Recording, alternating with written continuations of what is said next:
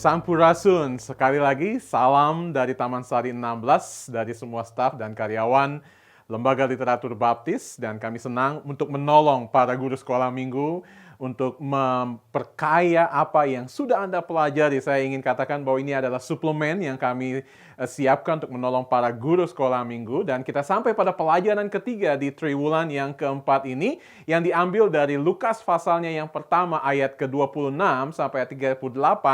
Judulnya, Jadilah Padaku Menurut Kehendakmu. Nah, saya ingin mengajak Anda, memperkenalkan Anda kepada seorang wanita muda, gadis yang sangat muda, yang hidup di akhir abad ke-17-an yang bernama dengan Sakei. Seorang wanita muda yang sangat taat dan yang memiliki cita-cita yang luar biasa. Anak dari seorang pendeta pada waktu itu, dan dari kecil dia sudah belajar bahasa Yunani, dia belajar bahasa Ibrani, dan dia sungguh-sungguh memiliki cita-cita bahwa dia akan nanti masuk ke perguruan tinggi yang terkenal di Amerika Serikat untuk belajar dan menjadi teolog yang terkemuka. Well, Tuhan punya kehendak yang lain terhadap wanita ini. Ayahnya yang seorang pendeta ingin dia menikah dengan seorang hamba Tuhan, dan selama 19 tahun, Sakei melahirkan sebanyak 19 kali. 19 anak diberkati di tengah kesibukan suaminya yang bernama Samuel Wesley melayani bepergian kemana-mana di Amerika Serikat pada waktu itu. Apa yang saya ceritakan ini adalah mengenai seorang wanita muda yang biasa dipanggil dengan Sakei, yang kemudian kita kenal dengan Susanna Wesley, ibu dari dua tokoh terkenal, John Wesley, pendiri dari gereja Metodis, dan Charles Wesley, tokoh Metodis yang menghasilkan banyak sekali himne-himne yang luar biasa. Ada seorang wanita muda lain 2000 tahun yang lalu yang di tengah-tengah kesibukannya di rumahnya yang sederhana seperti ini, ketika dia melakukan rutinitasnya sebagai seorang yang mungkin usianya 14-15 tahun, suatu saat ketika ada seorang malaikat yang datang dan menghampiri dia dan berkata, "Jangan takut." Kita berbicara mengenai apa yang terjadi di dalam kehidupan Maria. Kita akan berbicara mengenai interaksi antara Maria dengan malaikat yang menyampaikan pesan bahwa dia akan melahirkan. Nah, saya ingin berbicara mengenai 3 frase yang akan kita dalami di dalam beberapa menit ke depan, yang saya yakin akan menolong Anda untuk memahami mengapa 3 hal ini begitu penting bagi kita. Yang pertama adalah kasih karunia, yang kedua adalah keyakinan iman, dan yang ketiga adalah kerendahan hati. Nah, saya ingin mengajak Anda untuk memahami lebih dalam mengapa di dalam ayat yang ke-28, ke-29, dan ke-30, malaikat berkata, "Salam hai engkau yang dikaruniai Tuhan, Tuhan menyertai engkau." Lalu kemudian Maria terkejut, dan kemudian dia bertanya dalam hatinya, apa arti salam tersebut? Lalu kemudian malaikat mengulangi sekali lagi dengan berkata, "Jangan takut hai Maria, sebab engkau beroleh kasih karunia di hadapan Allah." Nah, memahami mengenai beroleh kasih karunia ini harus Anda dapat pahami di dalam konteks orang Israel pada waktu itu. Seperti kita ketahui bahwa di dalam perjanjian lama, bangsa Israel dibagi ke dalam 12 wilayah. Kecuali suku Lewi yang tidak memiliki tanah leluhur, milik pusaka, 12 suku memiliki wilayah mereka masing-masing. Anda masih ingat? Mereka jatuh ke dalam dosa dan Tuhan membawa mereka ke Babel, dibuang selama 70 tahun, dan kemudian Nehemia dan Ezra menceritakan kepada kita mereka dibawa kembali ke tanah perjanjian. Nah, pada waktu mereka dibawa ke tanah perjanjian ini, mereka sudah tidak lagi mendiami wilayah-wilayah mereka masing-masing karena sudah ada kawin campur antar suku dan lain sebagainya.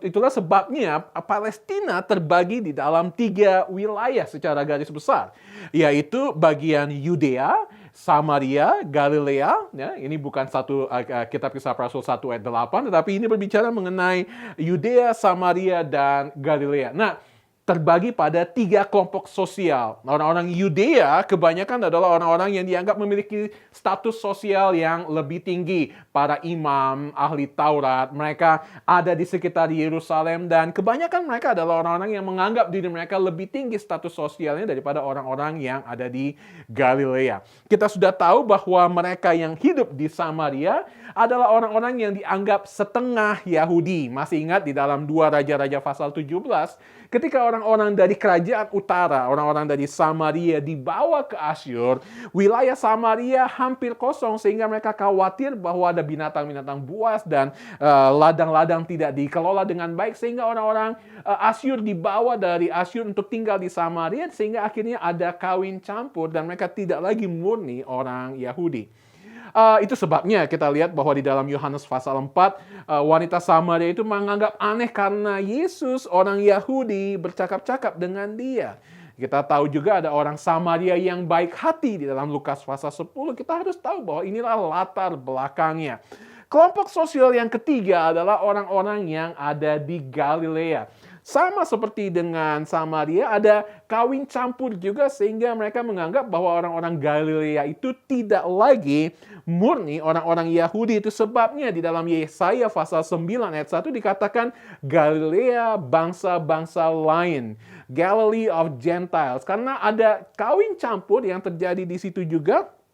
Dan kalau Anda masih ingat bahwa Matius 26 juga menyinggung bahwa mereka memiliki aksen yang lain. Pada waktu Yesus pada waktu sedang diadili, Petrus berada di luar rumah sedang menghangatkan dirinya, ketahuan bahwa dia aksennya adalah aksen orang Galilea. Itu sebabnya ada status sosial yang dianggap lebih rendah. Itu sebabnya pada saat Maria mendengar ucapan dari malaikat yang mengatakan engkau beroleh kasih karunia. Bukan hanya satu kali tetapi diulang 2 kali.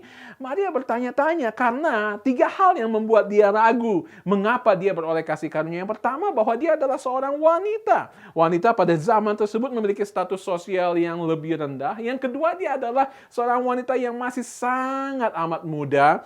Umur 14-15 tahun mungkin masih sangat amat muda. Dan yang ketiga adalah dia datang dari Galilea. Dia memiliki latar belakang dari status sosial yang dianggap rendah dibandingkan dengan orang-orang dari Yudea. Mungkin Maria bertanya mengapa bukan wanita muda dari Yudea saja yang dipilih oleh Tuhan tetapi dia. Tetapi Maria sungguh-sungguh memiliki keyakinan bahwa dia memiliki kasih karunia yang diberikan oleh Tuhan. Yang kedua adalah keyakinan iman Maria akan apa yang dinubuatkan oleh Nabi Yesaya ratusan tahun sebelumnya. Kita masih ingat di dalam pasal yang ke-7 ayat ke-14, Yesaya berkata, sebab itu Tuhanlah yang akan memberikan kepadamu suatu pertanda. Sesungguhnya seorang perempuan muda mengandung dan akan melahirkan seorang anak laki-laki dan ia akan menamakan dia Immanuel. Nah, Anda harus tahu, sebagai seorang wanita muda yang taat dalam kehidupan agamanya, Maria memahami Yesaya pasal 7 ayat 14.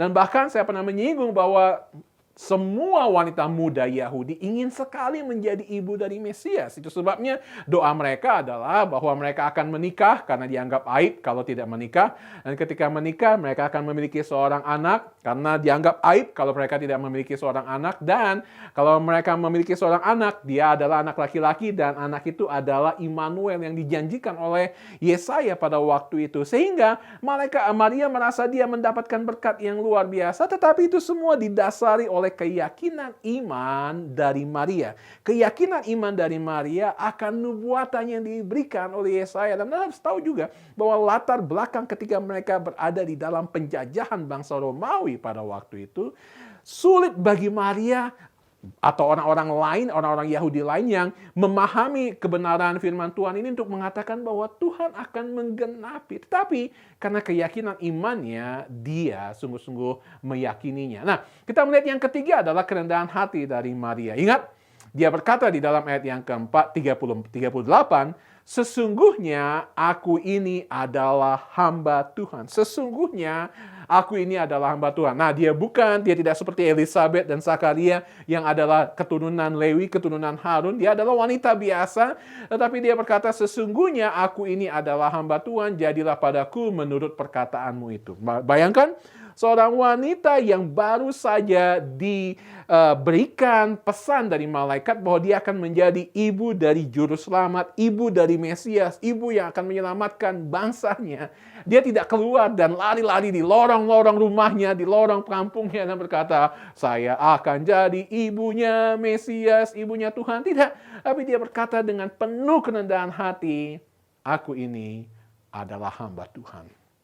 Kerendahan hati yang luar biasa yang kita lihat ketika para gembala kemudian nanti di dalam pasal yang kedua datang untuk menyembah Yesus. Maria menyimpan semua segala perkara itu di dalam hatinya. Masih ingat ketika kemudian Yesus tertinggal di bait Allah pada waktu usia yang ke-12 dan Yesus mendebat kedua orang tuanya. Maria juga menyimpan segala sesuatu itu di dalam hatinya. Ada kerendahan hati yang luar biasa yang kita lihat dari Maria. Kembali kepada Susana Wesley, ibu yang luar biasa yang memiliki anak-anak yang dipakai Tuhan menjadi pemimpin-pemimpin dan bahkan keturunan-keturunan selanjutnya menjadi profesor, rektor, dan lain sebagainya.